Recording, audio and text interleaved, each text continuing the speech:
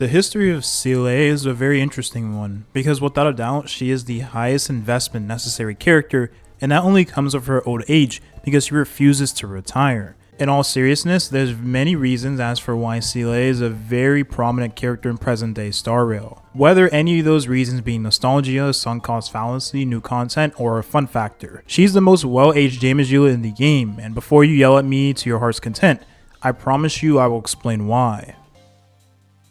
So we all know Seele was that strongest character at launch. I mean, for the most part, every single Hoyoverse game has had their launch limited being at the top of the game. For good reason, of course. You wouldn't want your marketing to render not as effective if your standard launch characters are stronger than your first rate up character. And this is of course amplified if money was spent to obtain said rate up character. Anyways, what will be shocking to any of you that have been playing past 2.0 is that Seele was actually stronger before she even hit live servers of the game. Meaning she was to be nerfed from closed beta testing 2 and then later buffed from closed beta testing 3. What's also important to take into consideration is that while she received buffs, many other damage dealers received nerfs leading into the launch, which only made the gap between Seele and other damage dealers even more prominent. That's why Seele truly only felt like the most viable quote-unquote damage dealer at the time, with of course Qingque being a slight exception if you used him alongside Jeopard and had decent RNG. Seele's only competition at launch was Qingque, and he was now deemed to be better than Seele leading into Star Rail. But as discussed earlier, there's just no way Hoyoverse would allow that to happen. It's bad business after all. Now with accounting for Qingque's RNG nature, forced team composition, Seele quite literally had no issues from the get-go. I mean, her whole kit was centered around killing enemies to get additional turns, which would then give the character damage buffs, retain previous buffs, and generate energy for taking more actions. Since Seele also generated more energy, she would benefit from her massive ultimate multiplier, and while this damage number may not hold up to today's content standards, it is still the hardest hitting single target damaging ability in the game. You can only imagine how strong this was at during launch, when enemies had way less max HP and resistances than they do now. Seele also gave herself additional speed, action forward, which was very handy in manual play, allowing the character to benefit from attack percent boosts to push her maximum damage further. Lastly, this speed boosting mechanic was synergized well with her best in slot hunt Lycone. Of course, you get the critical rate in the first half of the passive, which was also very nice. Seele would retain buffs better than any other damage dealer. Her best team would be Hyper Carry, which utilized both Bronya and Yuan because they were the best options available. I mean, Honkai Star Rail is centered around abusing the best supports in the game to maximize your damage ceiling, and Seele did a very great job of that. The infamous Seele-Bronya combo was to be known from this. Bronya gave additional turns to a damage dealer that could retain her large damage boost, attack percentage, and critical damage from the ultimate, which in turn would give Seele even more energy and get out more ultimates in the turn cycles. This infamous combo would however burn through all of your skill points to require 2 other characters that were skill point positive. And if you were fortunate, a Bronya with her first Eidolon, and or 5-star Lycone, which then gave further breathing room on the skill point economy. So without a doubt, Bronya Seele Hypercarry would dominate the meta with the help of Yuan for faster ultimate cycles, and Bailu for her nice synergy alongside Bronya. Nothing stood against this team, and the difference wasn't even close. It would take a while before any other character was to have an impact to Seele's Hypercarry team, but since this is a video centered around her, we might as well talk about the next coming limited damage dealer. Jing was known as the king of AoE at the time of his arrival. I mean, he is a part of the erudition path, and his numbers definitely held him at the top in said path. Jing also had nice single target or realistically speaking competitive damage that was dispersed nicely in the memory of the chaos. So this meant he was compared to Seele. Now while Seele would still remain the queen of single target, it didn't take long for players to compare the two with one another and figure who was the best damage dealer. And the short answer was neither. Different roles and both were at the top of said roles, which meant Hoyoverse did a good job balance wise. The next released character was to arguably have the biggest direct impact to any character in all of Honkai Star Rail, and that character was no other than Silverwolf. Now Silverwolf at the time was a top tier offensive debuffing support on her own, without even having her next to Seele. However, alongside Seele, she would give her a further damage ceiling, and free up the need for Yuan, which allowed you to perma-slot her alongside Jing, which was better suited with her anyways. So Silverwolf put a quantum weakness on the enemy, lowering said enemy's resistance, and gave further damage boosting in the form of defense reduction on the enemy via ultimate. This in turn would allow Seele's main damage source to be buffed against the targets in which it mattered the most. bosses. Being able to make bossing enemies take more damage would ensure Seele, if not directly one-hit the boss, be able to quickly finish them off with an elemental skill. So while Solarwolf didn't debuff every enemy on the field, she gave everything Seele would need against those enemies that needed the debuffs the most. The biggest boost in Seele's effective damage from the release of Solarwolf would be the quantum damage boost set, being able to have 100% uptime on his defense ignore passive. That further stacked with Solarwolf's 2 sources of defense reduction, nearly insinuating true damage. Now I won't lie, I may seem pretty biased when it comes to my favorite characters in the sense that they tend to have the longest videos in this series, but to play devil's advocate, I mean I'm really defending myself here. Seele is the first limited character, which means she has been through every single patch today, naturally meaning she just has more history. Let's get back to the video. Bronya and Solarwolf around this time period will form what was known as the Brony meta, but for the most part, the only characters that could utilize this team would be Seele and Qingque. Qingque also played a very important role in Seele's history, so we'll have a lot to say about her in just a bit. Being able to use and abuse the best supports around 1.1 would allow Seele to continue thriving in the meta, but also give her the advantage in any and every content at the time, thanks to Solarwolf. I can for certain say Luocha didn't have too much of an impact on Seele, and really that's thanks to Bailu only being skill point positive while working nicely alongside Bronya. A skill point every turn is nice, don't get me wrong, but thanks to the fact that Bailu had a revive in her kit, if worse came to worse, you would be fine if you refused to use a skill point during the match. What's also important to remember is that enemies during this time period were easy to kill, but also had less overall damage compared to present day, so that worked in Bailu's advantage as well. Now while the upcoming patch wasn't to have a direct impact on Seele, it did have somewhat of an impact on her with the release of Blade. Let me explain. Blade scaled off of HP to dish damage. Much like discussed in the recent Asta video, Blade isn't able to utilize any character that buffs mostly attack, greatly lowering his potential teammates. Bronya buffed your elemental damage. Solarwolf also buffed your overall damage by boosting the amount of damage the enemy was to take. These two would then go on to present themselves as the best pair for Blade, which meant you were taking away Seele's Bronyas, or rather best supports. While Seele could utilize Asta and other supports, this would once again put her in a predicament where she was compared to another damage dealer. Nowadays it might seem like a joke when you look at both Seele and Blade, but at the time we had no idea what was in store for the future, and we didn't have as many limited damage dealers as we currently do, so the benchmark for future damage dealers was the previous ones. However, this time period would come to an end with the release of Star Rail's damage creep character of all time. This character not only affected Seele, but also Jing and Blade as well. Dan Heng in Baby to Lunai was the first damage dealer to start to considerably damage creep. His raw numbers were just insane, and it wasn't as if he had crazy drawbacks either. I mean, for what it's worth, he would burn through skill points for sure, but so would Seele as she constantly got additional turns on the enemies, and fast turn cycling with her higher speed. Imaginary was also the other element that was to rival Quantum, as it also had a very strong weakness break effect. Nowadays, the weakness break effect don't have as much of an impact as they once had, let's be realistic. But we were in a time period where we were able to delay the action, and that was more valuable because there wasn't very many ways to do so. What's lastly important to note about Daniel is that he also utilized the best supporters at the time, being Bronya, Tingyun, and newest Harmony support, Yukong. Around this same time period would be a large shift in the MOC that favored characters whom use large amounts of skill points at once, which can only mean one thing. Qingque was to see a resurgence, no pun intended, and this was the time in which crucial meta discussions began to arise. Qingque, much like Daniel, had high raw numbers thanks to her crazy stat boosting steroids. Qingque also had game-changing eidolons that would not only allow her to dish out more damage, but also alleviate some of the deal-breaking issues she had as a character. It didn't help that Qingque was to utilize Seele's best supports while also being an offender of the broken Genius of Brilliant Stars relic set. So yes, for this short period of time, with good RNG of course, a 4-star was better than Seele. The release of Dan Heng was to favor Seele slightly with the release of the first planar set that was to actually improve the character's performance by a nice margin. Rudolant Arena would give the wearer an increase in critical rate while giving an elemental skill and basic attack damage increase if the critical rate criteria was met. This in turn would allow Seele to have an easier time killing enemies and getting additional turns, because most of your additional turns were from killing those enemies with your elemental skill. The ultimate being a guaranteed kill most of the time, but took a decent amount of energy to charge. This planar set, however, was the best in slot for Daniel, so in actuality, it really didn't shorten the damage gap between the two, only prevented it from being worse. It was no surprise that the usage rates of Seele would begin to drop following the release of Daniel. There is a few reasons why. For one, players eventually got tired of using the same characters over and over again, so Daniel was new and flashy.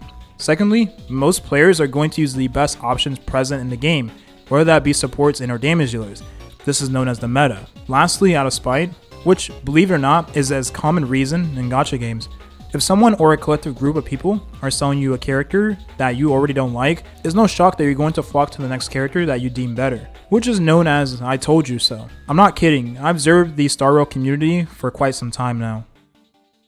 Anyone that was using Seele and Qingque alongside Soulwolf could see the writing on the wall. The release of Xuan made that writing more visible to the eye. Having Xuan in the same team as Seele and Soulwolf would mean 3 out of 4 characters were quantum. Now before we move on, let's talk about Xuan's direct impact. Xuan was a better Bailu essentially for the team. She had way more damage mitigation, an increase in hit points for the team, free critical rate for everyone, which gave Seele more synergy with Ruan Arena, but also allowed Soulwolf to be built as a sub DPS. Xuan would lastly contribute to the toughness break of the enemy with her being the same element as Soulwolf and Seele. Now you might be thinking, providing the toughness break is irrelevant, and for sure nowadays it doesn't matter as much thanks to Ruan Mei, but during this period at Star Rail, Ruan Mei was just a character mentioned in simulated universe lore, so we didn't really have that extra toughness break that was provided. Without going too much in depth about this team comp, because I do want to save this for the eventual Soulwolf historical video, all I can say is that Xuan would be a mainstay on this team alongside Seele, even to this day. The upcoming patch featured a damage dealer that would become Bronya's best partner, and this arguably would be the biggest indirect nerf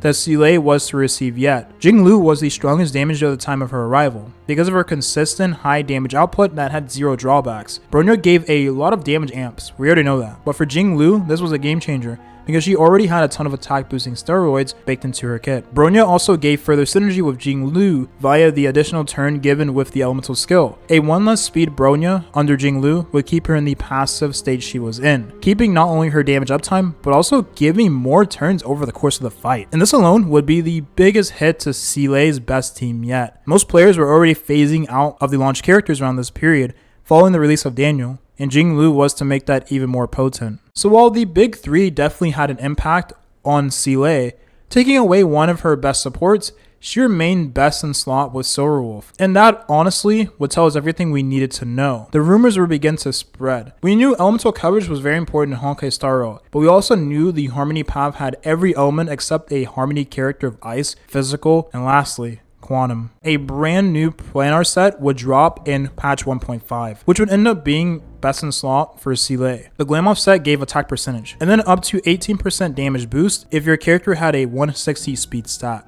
Considering Seele increased her own speed, she would also benefit from having additional speed substats, and this synergized well with her best in slot Lycone. Now the new planar set included. The damage boost and attack percentage was to buff every part of her kit, including her ultimate, so she was to see a damage ceiling rise following this patch. The unfortunate truth was that this became overlooked as many players had already invested heavily into Ruan Arena and didn't see the need in farming for more planar sets to only get a minor performance boost. I really can't blame them after all. Farming gear in Star Rail does suck. It wouldn't be long until the first limited offensive buffing support would appear, becoming the new next support that every damage dealer in the game had to utilize, Seele being no exception. Now Ruan Mei is honestly a mainstay in my team alongside Seele, and I'll explain this in greater detail later in the video when we cover a later Harmony character. The best thing Ruan Mei did for Seele was provide damage buffs before Seele was to even take her first turn during the initiation of the battle. This would give Seele a permanent resurgence like damage boost because of the buffs Ruan Mei provided that was dependent on her own turns. So not only did your additional turns receive the extra damage amps, but this also meant that you could take in theory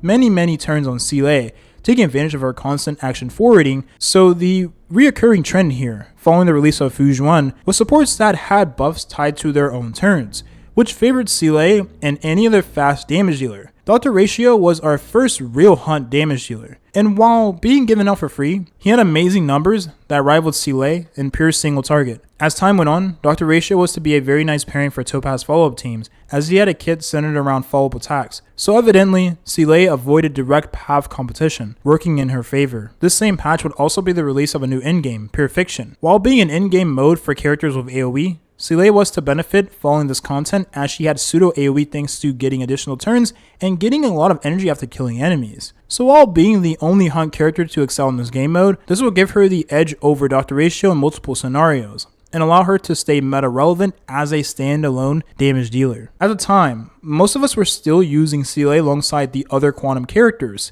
or Ruan Mei if you really want to min-max team performance. Ruan Mei, much like the other Harmony characters, was a substitute for the eventual Quantum Harmony character. And with how strong the rumors were at the time, we knew she was around the corner.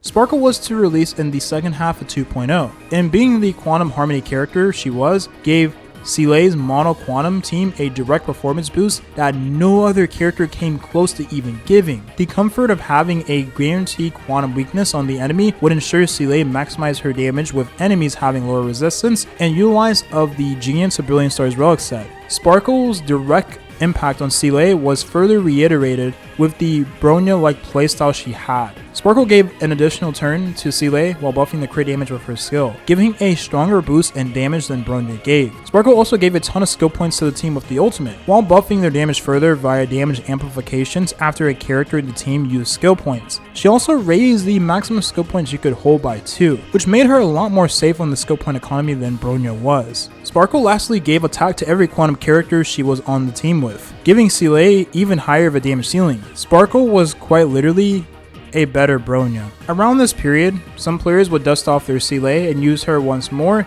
because she had finally had a complete team comp that was actually meta relevant. Unless you were a hardcore Seele main, this didn't matter to the rest of the masses as her best supporter was also the best of another character that had already proven himself to be a better standalone damage dealer than Seele. And well, you can see where the rest of this is gonna go. So in all honesty, it was nice to see Seele have her dream team come to fruition, but ultimately she needed more than a meta team comp to convince the masses that she was still very much so a viable character. It's just that what was to convince everyone would come late, a little too late in my honest opinion. Robin was the latest Harmony character to release at the time of recording, and in all honesty, it's hard to believe, but she was the biggest direct buff to Seele since the release of Sparkle. I did say earlier in the video that I'll explain, so let me just do that. Robin gives a ton of attack to the team based on her own attack. Robin also gives crit damage and damage boost after using her ultimate, which would additionally give a full action forward to everyone, quite literally given a team-wide turn. Those buffs Robin gave was also dependent on her own turns, which allowed Seele to take full advantage of the buffs provided. Alongside the two other supportive characters that also function like Robin would be a full team of characters that buff Seele without ever having to use the elemental skill or refresh buffs.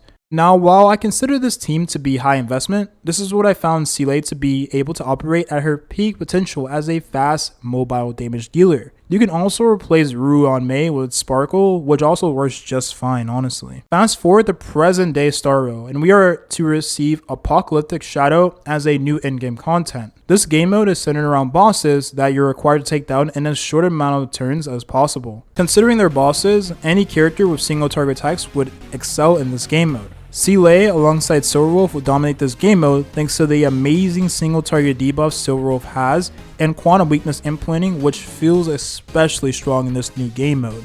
Now, while this in-game favors Seele and other hunt characters, it's not as if you can't clear with other characters and other paths.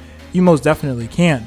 It just establishes a precedent that Seele will finally have a content where she'll especially shine in despite having a kit that makes her feel like a jack of all trades.